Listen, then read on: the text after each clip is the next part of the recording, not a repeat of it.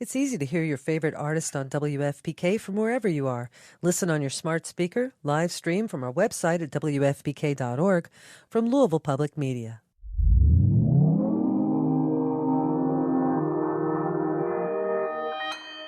Consequence Podcast Network.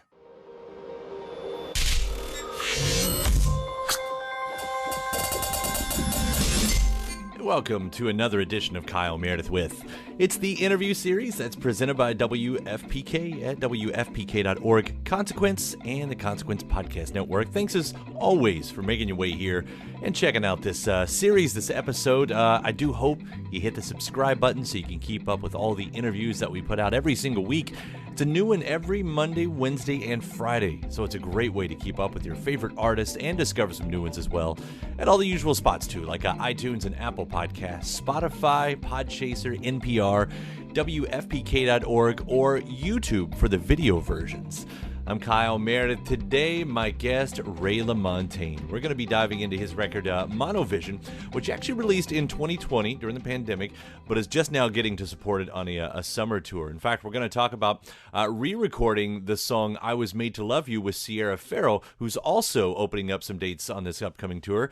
Ray will talk about being a creature of habits, his work-life balance, and we're also going to get a fun story I complimented on his harmonica playing, and he tells about getting a compliment from one of the world's greatest harmonica players himself. So let's jump into it, shall we? We're discussing Monovision. It's Kyle Meredith with Ray Lamontagne. First off, let me say we're so excited to have you back in Louisville. You're going to be playing May 21st at the Palace, right next door to the WFPK studios again, and just behind a beautiful and fun record, Monovision. I should say congratulations on this. I know I'm about 2 years late on telling you that, but what a fantastic record once again. Thank you. You've got a new version of Born to Love You. What brought that on? Was it just the tour? It was a few things really. It had, as the tour was shaping up, we had seen that the streaming numbers for that song were really building. People were gravitating towards it, and it hadn't been released as a single as of yet. So we started talking about just releasing it as a single. But sort of at the same time, we were looking at openers, and I had gotten Sierra's album and invited her on the tour, and the idea got bounced around that maybe she ought to take a pass at some harmonies on it, because it kind of lends itself to that, So it all just kind of happened naturally. You all sound great but together. I think it's lovely. Her vocal is lovely. I mean, she's really a very natural singer. Has I mentioned the album had been out for it came out in 2020, famously, of course, during the pandemic.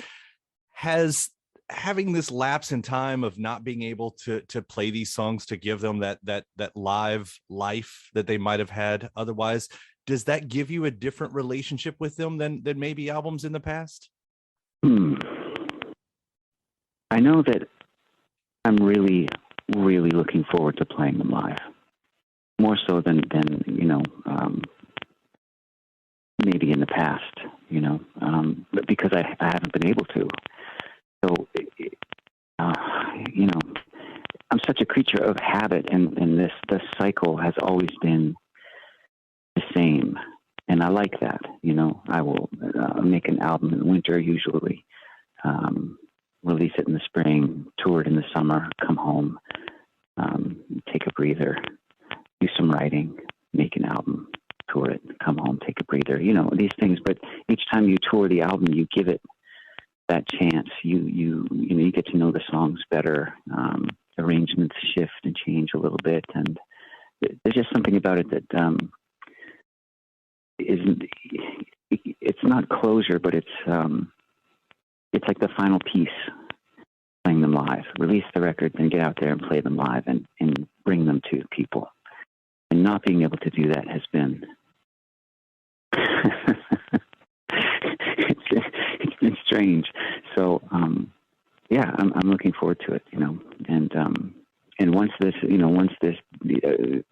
year of touring is complete and I come home, then I can start digging into the new songs that I've been working on, but they're just kind of sitting there in the way back of distant part of my subconscious, just with the door locked, saying, "Nope, you have something to do first, and then we can play."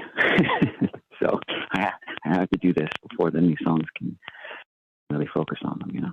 That's really interesting, because I of course read, when you were talking about doing this record, as I read anyway, you went through the process of learning the recording studio and really learning to do that yourself. And for anyone who doesn't know, who's listening, I mean, Monovision is not only self-produced, but it's self-everything on this record. Like, it is, like, most of the time when people say solo record, it doesn't exactly mean solo, but this is an actual solo record from beginning to end. And I'd wondered, with the 2 years, that's really interesting you said that, because I'm surprised that you haven't been able to let yourself go ahead, now that you have that new muscle, just to dive in and oh, here's more songs. Keep recording, keep playing. No, it doesn't work that way with me, really. I have spent far more time away from music than I do with music, far more. And it's just my rhythm. It's just the way, I think it's really, really healthy. But it's also just natural. You just find these rhythms in yourself, your creative rhythms. And so, I put the guitars away, and, unless a melody is really, comes knocking. And that's not to say I don't play music, but I don't focus on it with that kind of intense focus when I'm making a record, or really sitting down to listen through melodies and see what songs want to live, and I'm really in that intense creative space. Then that's all I do. But throughout the year, normally I just I'll, if a melody is knocking, then I'll grab my guitar and my phone and I'll quickly record that little piece of something and then put it away and just business, And then a year later, I go back and sift through all these little pieces of melodies and see what all the fuss was about. When you're working so solitary like that, and I talk about self-producing and recording again, is there less of a journey from demo to completion than it would be with working with someone else? Not necessarily, because I go into the studio really prepared and send a good detailed map of each song, and even as far as the track listing and everything, before I go into the studio to the players or whatever. I did everything on this record, but I've produced other records of mine, and even if I wasn't producing it, there's always a good detailed map. But I will say that I found I feel like I really enjoyed this process a lot. Not that I would do it every time, but I enjoyed it a lot. It's really difficult to keep momentum up when there's 5 guys in a room. It happens and you get it, but there's a whole other world of challenges there, because especially the way I like to record things in a group setting, which is just all of us playing together. It's always been like that. So I never sang over a track or laid down a track then sang over it. It's always live with everyone playing. And so then you're juggling all these takes, and the drummer didn't get a good take, but the guy playing guitar got an amazing take. I got a pretty good take. The bass player got an amazing take. Well, let's do it again. And, you just keep doing this. And at some point, there's always this concession you have to make where, man, the rhythm section just nailed it. My vocals aren't so great, but there's something there. It's always this thing, or my vocal is amazing, to me. I'm not bragging here, but to me, I'll say, oh, that's the vocal, I got it. But everyone else is like, oh gosh, I didn't do so good on this, or I could have done better on that. There's always some concession. Whereas when I was doing it by myself, I could just, lay down the bass part, put the acoustic over that, put the drums on, keys, whatever I'm going to do, and then sing over it. And it just kind of stay in this. I could keep the momentum each day easier. Well, I know I've only got a minute here, so let me throw out a few compliments to you. That bass work in Roll Me Mama, it's so playful and so fun and adds so much to that song. But I especially want to compliment your harmonica playing on this record, which isn't something I've really thought about too much before, but it's just Like, I think of the harmonica and the style you're doing here as the sound of traveling by myself, just lonesome out on the road. And it's just such a mood and feeling. And you do it so well on there. And well, thank you. Thank you very much. That's, I've gotten some really nice compliments about harmonica playing over the years. Mickey Raphael, Willie's harmonica player, who we all know and love, right? Pulled me aside at Sirius Radio one day and said, "Man, I love the way you play harmonica. I'm trying to play less, and listening to you makes me want to play just a little less. I want to play less like that." Dude, that's insane, right? That's to me it was insane. Yeah, right. I thought this is insane that this conversation is happening, because he's astounding. Talk about a melodic harmonica player. I mean, that he's the man, So, but I always feel like that with harmonica, is that it's just less is always more, and always keep it vocal, like a vocal line, for me anyway. And that's how I find a place for it, if it's asking for it, the vocal line. Yeah. Well, but thank you. That's kind. Yeah, absolutely. It's perfect on there. I wrote on piece of paper. I appreciate the compliments on the bass line. Yeah. I was going to say, I finishing up here, I wrote down the line, "Summer clouds, don't worry about tomorrow." I have that now as a Post-it right here on my screen. I don't know why that line's meant so much to me, but it's one that just set with me, and I'm keeping that one right here. So, thank you. Yeah. Great. Again, we are so looking forward to having you here in Louisville again, May 21st at the Palace. And Ray, congratulations on Monovision. I can't wait to finally hear these songs live. So we'll be out there. Watching. Well, thank you. I hope you enjoy it. Now, it's been a few years since Ray and I last did an official interview, and I think we have to go back all the way to, 2014 Supernova tour. That's when we got to talk about his love for 70s psychedelic that inspired that record, as well as working with Dan Auerbach of the Black Keys, his image, and motorcycles, one of the other big loves of his life. So I'm going to include that one here as well. Part 2 of Kyle Meredith with Ray Lamontagne. Kyle Meredith, one and only Ray Lamontagne. I'm so happy to see you back and doing everything again. It's not like you've been gone a long time, but no, not really. Yeah. Not really. But here you are. I'm only going to go back in time for a second. That last record with God Willing almost seems like it had a self-prophesizing moment on there with rock and roll on the radio, because suddenly when Ray Lamontagne comes back, that's exactly what he's given us. Yeah, it's a trip. Yeah. When I first hear Supernova, I don't know how you arrived at these songs. I've read a little bit about, that these are just the songs that presented themselves and they came to you. But I think when everyone is concentrating on the psychedelic vibe that, they hear on the first thing that's so surprising to them, the first thing I got was really the AM radio sound of Supernova. And that's what I was wondering, aside from a song just arriving, just presenting itself. Was there a direction where that was kind of the idea? Were you listening to something where you said, "I'd like to do that"? It's hard to say. I mean, I've always loved, the Kinks and the Trogs, the Zombies. Love the Zombies.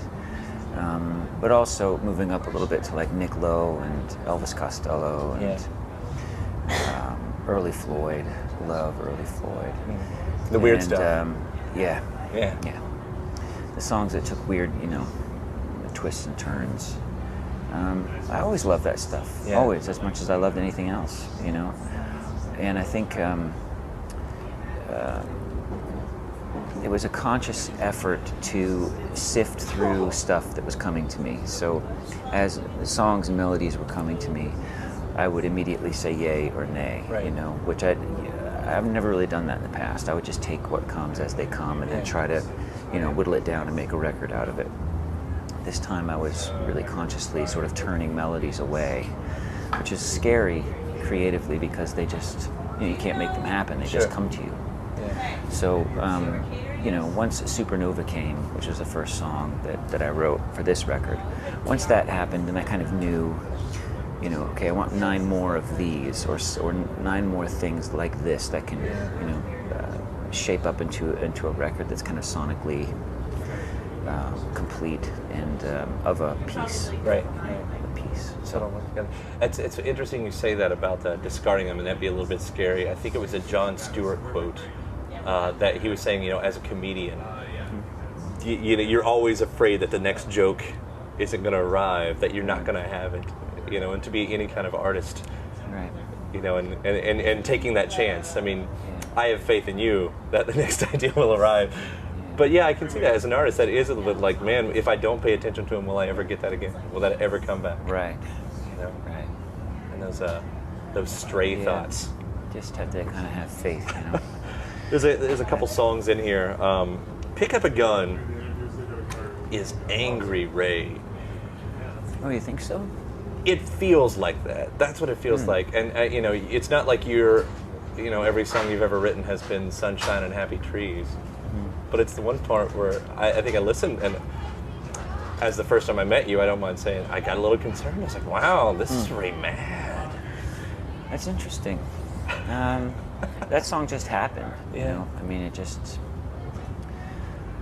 kind of happened, which was, again, part of the process. I was just letting these melodies present themselves however they wanted to, and I was trying not to interfere with them, to shape them in any certain way or make them fit some kind of a, sort of a tried and true song form. I just kind of let them happen and tried to get out of the way and just let the melodies lead the way. Like surprising yourself when that comes in, like, wow, that's... That song was. I really just thought it was kind of fun, actually. That's why I don't hear the angry part. I just thought it was fun to follow it and see where it went, and it kept shifting keys, which was kind of fun. It just kind of happened. I guess the other side of it that we got was Airwaves is this instantly amazing song. Instantly is something new. It's something that I haven't heard before. And it showcases this side of you that I'm not sure we're used to, which is sexiness. Huh. The whole whisper growl thing. I mean, again, is this you just taking chances? Can you tell me a little bit more about that song? Because as a super fan of that song, I wouldn't mind. Well, it's just actually when I brought that in, it had a slightly different form. It was still very linear. And I remember texting Dan and saying, there are two songs that that are sort of I'm a little concerned about that are linear. I have a tendency to write those kind of songs because I like those kind of songs that sit in a groove immediately and just stay there. But sometimes after the fact, after I make the record, a year or 2 years down the road, I can listen to it and say, oh, I wish I'd tweaked that a little bit. Maybe it doesn't quite work. Say like a song like Barfly, which is sort of a song that just never really had legs, and I think that was its problem, is it was just too linear. For me at the time, I thought it was fine and cool to just sit there. It was a little too much of that.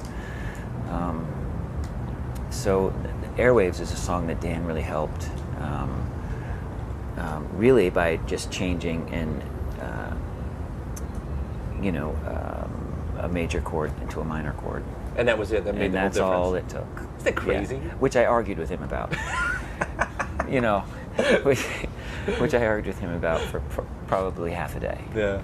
And at some point, because I was saying no minor chords on this record, Dan. Oh. Not a single. You'll notice, not a single minor chord on this record. And he's like, "You're retarded. You're so retarded." I was like, "Minor chords are sad." It's like, this is not a sad record for me. These songs were fun to write. No minor chords, and he said, "One minor chord, Ray. All of a sudden, the chorus now lifts away from what you've been doing. Without that, it's just like you said, it's linear. You change that one chord, now you got lift. And you've got a chorus. 3D pop-up book. I was like, no, minor chords are sad. He's like, you're retarded. I'm not talking to you. Done. So, That's awesome. That's fantastic. And it made the it's difference. better for it. Yeah, I think it's better for it. It's I like cool. knowing, beyond everything else, what this album is, that there is one thing on it like that. So, almost like in a pile of whatever, you find one little gem of something, and it's just a minor chord. Yeah, like one note difference. Yeah. Like it's one of those things that, like, I'm getting too grand here. In the history of rock and roll and everything else, that exists. That story exists. That's great. Is it fair to say with Supernova that there is also more of a concentration on your own image? The way you're presented in the artwork? I don't think so. You're a little bit, compared to what everything else, it looks like you're a little bit cleaned up and everything, and that's what I was wondering. It was like... Cleaned up? Gee, thanks, bud. I'm not calling you a dirty hippie, Ray. I'm not. No, I don't know what it is, but it just looked like there was something very visually different about you as well. Yeah, You know? I would say that I had shaved my beard off for a little while, maybe about 18 months. I think I went clean shaven, and then I think I was just growing it back when I had photos taken. So maybe that's the sort of cleaned up thing you're talking about. Yeah, I don't know. I guess I was hoping it wasn't like this Johnny I Cougar really moment, don't you know. No, I don't know. This is really... No, I really, you know what? I don't even know what you're talking about. Yeah. But No, it's okay. It's like I said. I did present the question: was is it fair to ask? I don't have the energy to give to that part of my career, the image part of my career. Right. I just don't. Maybe I should, but I really just don't. Oh, I don't think. I mean, I do not have. You're doing everything right. I'm not going to try to change things, and then suddenly it's. I just concentrate on my strengths. You know, I'm not really concerned about my image. Ray Lamontagne and Teen Bop. Yeah, that's what's coming up. But that's also a thing, because there's a perception of the way us as fans, as listeners, and as critics, we have to take things from you, what we give, and I guess that's us always projecting them back onto how the history books write it. It seems like it would be an unfair thing for an artist to have to always. I don't know if that's a burden you have to carry, but it's something that ends up on a Wikipedia page. I don't pay attention to what people think about me. Yeah. I just make the records, and you know, my whole barometer is the live show. If live shows are selling and things are going good and the tour is selling well, then I feel good. Yeah, as long as the crowd's in there. Yeah, that's it. I can't pay attention to what people think about me. It's not healthy. Oh, it's definitely not healthy. Anyway. Well, So, again, one I'm way or hoping the other. I'm not planting any seeds. Yeah. Wake you up. I don't want to be that guy. The last thing I do want to hit on, though, I know you're a big motorcycle fan. I've only figured out those things a little bit in the past few years, and very small things like 250s. Oh yeah. With Rebels and everything. But I started thinking about it. I mean, do you ever get to do that out on tour? Do you bring the bike out on tour? Do any of that stuff? Yeah. Some artists do. I have a bike out on tour this time. Yeah. And you get out and actually see the places? Once in a while. Yeah. When time and weather permits. I thought it'd be interesting. David Byrne did a thing where he took his bicycle out. He ended up writing an entire book about it, and it was a blog and everything. And Wow. I didn't know if that's anything you could ever see yourself doing, something like that, a travelogue. Who knows? Yeah. Who knows? I mean, is it a life outside of rock and roll for you? What's that? Motorcycles? Anything. Because it's most of my life is outside of rock and roll. 99.9% of my life is outside of rock and roll. I guess once again, it's the way we paint you. You know, it's the way everybody else paints anybody in rock and roll. You know. Yes. Yeah, I don't know, man. The other jobs. Yeah. Well, if you do, I'll take royalties on it, on the motorcycle. Okay. Thanks for dropping by. I love Supernova. Sure. I think this is a fantastic record, and it is fun. Minor note or Thank not, you. it's great. Yeah, thank you. I'm really happy with it, and I'm just itching to get back in the studio and do it again. Really? Oh yeah. We're happy to hear it. Yeah. All right, thanks, man. It's great talking to you. Sure, you too. And my thanks, Ray Lamontagne. The brand new record is called Monovision, on tour all this summer. Thanks to you as well for checking out the episode. Again, please do hit that subscribe button so you can keep up with all the interviews that I put out every single week, which is a new one every Monday, Wednesday, and Friday at iTunes, Apple Podcasts, Spotify, Podchaser, NPR, YouTube for the video versions, anywhere you get your podcasts from. Subscribe to Kyle Meredith with. After that, head over to WFPK.org, where I do a show Monday through Friday, 6 p.m. Eastern. An hour full of song premieres, music news, anniversary spins, bonus interviews. Monday through Friday, 6 p.m. Eastern at WFPK.org. Consequence has your music and film news. You can also find me on the social media spots, mostly on Twitter, occasionally Facebook and Instagram, all three of them at Kyle Meredith. Do hope you like and follow along. And that does it for another edition. I'm Kyle Meredith. I'll see you next time.